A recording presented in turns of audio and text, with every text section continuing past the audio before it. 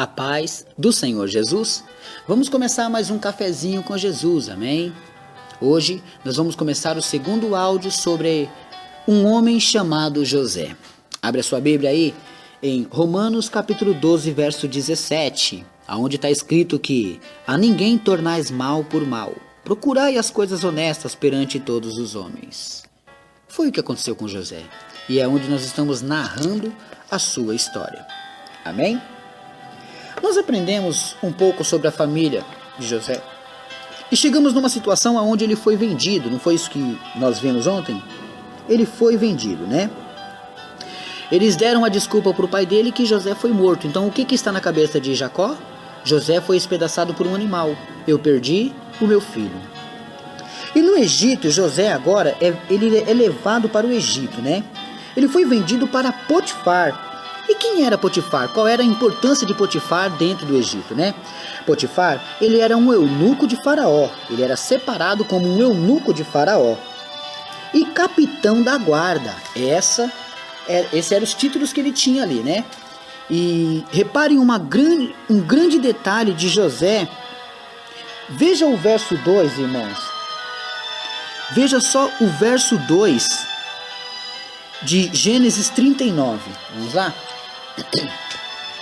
Reparem que no capítulo 39 de Gênesis, verso 2, ele não estava sozinho no começo da sua jornada. O que está escrito aqui? Eu vou ler agora.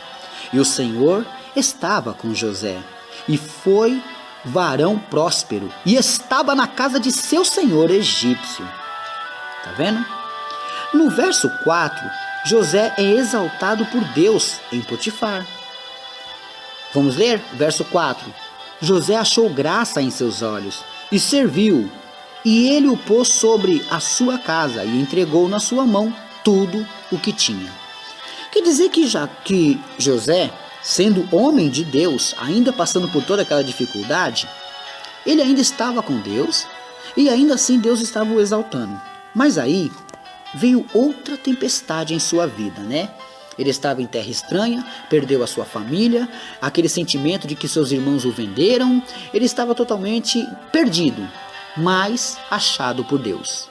E aí se levanta o quê? Outra luta contra ele, lá no verso 6 ao 23. Eu quero ler para você ver.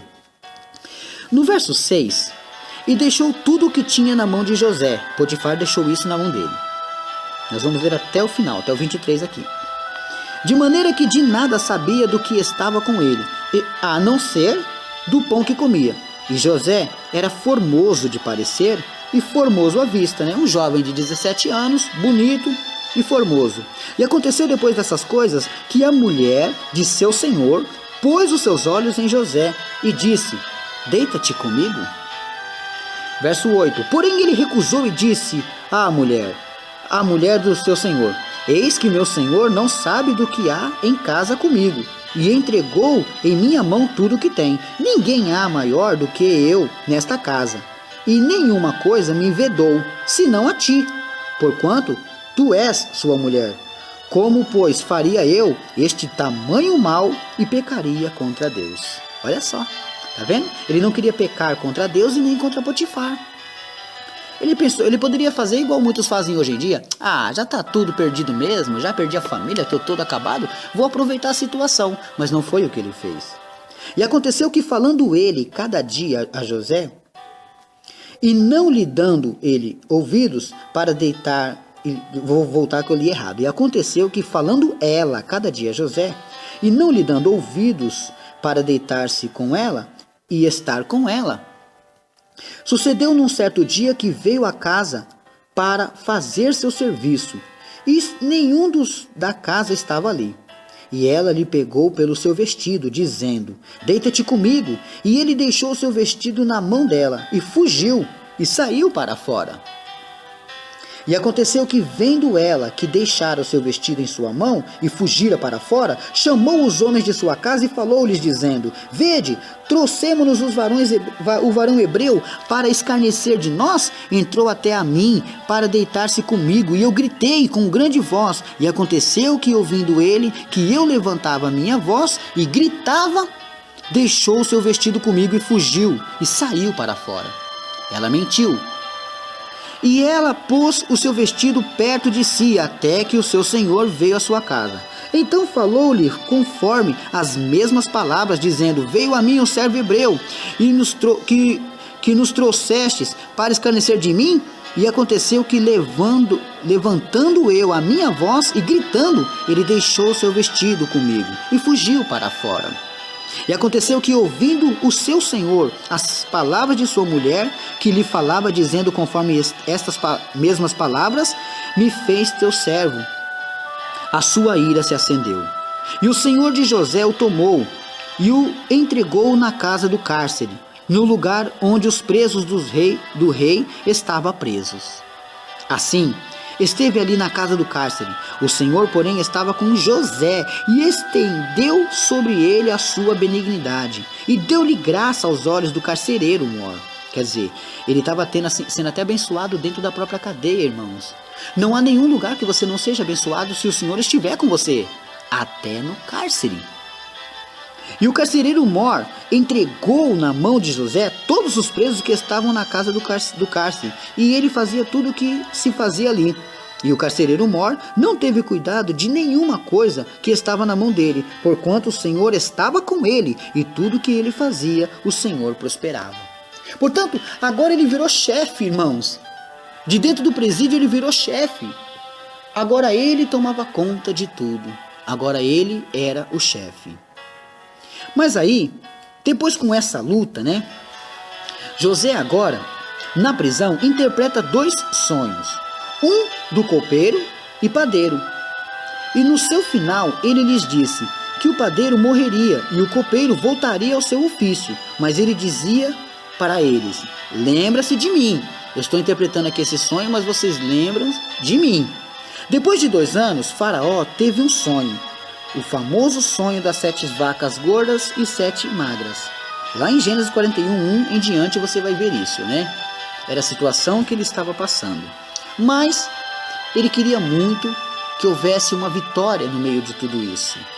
Aí Faraó, ao despertar, mandou chamar os adivinhadores e sábios do Faraó para interpretar, lá no verso 8. Então o copeiro se lembrou de José e mandou chamá-lo. E José interpretou o sonho para eles, para que assim pudesse entender e aprender para Faraó o seu sonho. Veja o testemunho de Faraó em Gênesis 41:38-47. Aqui foram 13 anos de luta, humilhação, saudades, calúnia, dor, cova, escravidão, difamação, prisão, para de repente ele virar governador do Egito. Tudo isso porque Deus preparou a ele, para que ele pudesse, meus irmãos, sair vitorioso dessa grande peleja, para que ele pudesse ser resgatado no meio de todos, essa grande vitória. Agora, o tempo da exaltação e cumprimento do sonho de José chegou. Lembram de Gênesis 37:9? Vamos ver lá o que está em Gênesis 37:9? Está escrito assim, olha só. E sonhou ainda outro sonho, e contou aos seus irmãos, e disse: eis que ainda sonhei um sonho, e eis que o sol e a lua e 11 estrelas se inclinavam a mim. Tá vendo? Agora, os irmãos de José vão ao Egito comprar mantimento. Chegou a fome, e nem desconfiavam de nada, afinal 13 anos se passaram. Amados, quero que vocês prestem bem atenção em tudo isso. O Senhor estava com ele. 10 irmãos desceram e Benjamim ficou. Leiam o cumprimento da profecia em Gênesis 42:5 e 6, aonde os irmãos chegam e se prostram para ele, aonde os irmãos ficam ao lado dele. Por quê? Porque estão querendo o quê? Uma bênção, uma vitória da parte de Deus naquele lugar. Eles precisavam de alimentos. E quem é que comandava aquilo? O próprio José. Amém? Hoje finalizo essa mensagem. Amanhã teremos mais um pouco, Irmãos, hoje eu quero mandar um abraço para a Igreja Assembleia de Deus, Impacto de Glória, lá da Áustria, Suíça e Alemanha. E a missionária Sani da Áustria, Irmãos, ela também grava mensagens. Se você se interessar de receber mensagens no seu celular, você tem que colocar o sinal de mais, porque é lá de fora, Você vai colocar o sinal de mais, 43 664 5796 028. Fez isso? Você adicione aí, missionária Sani da Áustria. Ela grava mensagens e ela vai poder estar mandando para você também essas mensagens, né? Ela é ouvinte do cafezinho e pode também estar abençoando você assim, né? Também quero mandar um abraço para os meus missionários, Maurício de Recife e Marcos de São Paulo. Deus abençoe profundamente a vida de vocês. Quero mandar um abraço também para o meu simpático amigo Cajuzinho, meu irmão Cirlei, lá do Maranhão, e para todos do grupo Umadema e a dupla Jason e Josiel. Abraço para todos do Maranhão. Amém? Deus abençoe profundamente, mas profundamente mesmo. Quero mandar um abraço para o grupo Jesus é Minha Força, da Diaconisa Aparecida, de Arapiraca, Alagoas. Amém? Irmãos, visite a nossa página no Facebook, Cafezinho com Jesus. Vai lá. Vocês viram aí, irmãos, o que está acontecendo com José? Nós estamos ainda narrando um pouco a história dele, né? Mas hoje em dia, irmãos, nós temos que procurar as coisas de Deus e não as coisas do mundo. Se enturme com as coisas de Deus. Vai lá na página, conheça a página, faça parte da página. Viva conforme a vontade do Senhor, não conforme a vontade do mundo. Amém? Deus abençoe a todos e fiquem todos na paz do Senhor Jesus.